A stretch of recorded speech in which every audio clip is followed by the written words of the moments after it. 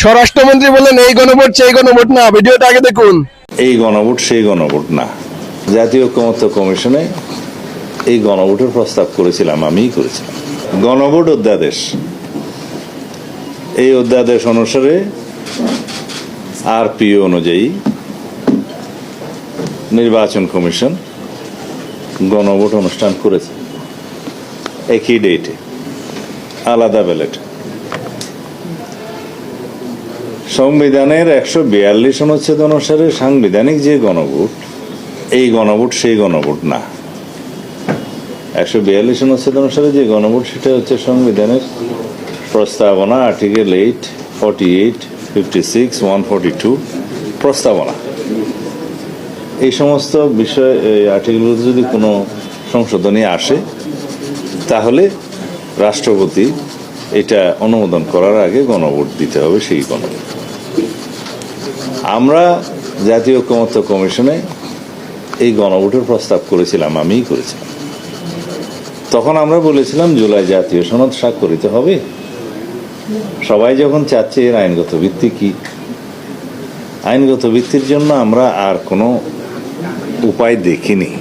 সবাই বললো এটা জনসম্মতি নেওয়া দরকার। আমরা বললাম নেওয়া যেতে পারে। তখন এই গণভোটের জন্য একটা অধ্যাদেশ করতে হয়েছে। প্রশ্নগুলো থাকার কথা ছিল জুলাই জাতীয় সনদে জনগণ সম্মত আছে কি না, অথবা না। এই অধ্যাদেশ জারির আগে এবং জুলাই জাতীয় সনদ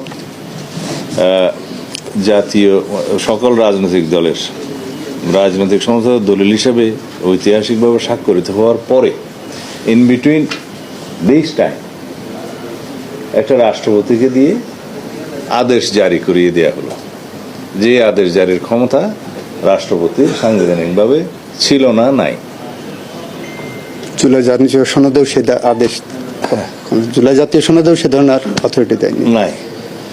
এখন সেই আদেশের মধ্যে এমন কিছু বিষয় অন্তর্ভুক্ত করা হলো এবং তার পরবর্তীতে সেই আদেশের কিছু অংশ উদ্ধৃত করে গণভোট অধ্যাদেশ জারি করা হলো। সেগুলো বাই নাও হাইকোর্টে চ্যালেঞ্জ হয়েছে দুইটা আলাদা রিটে।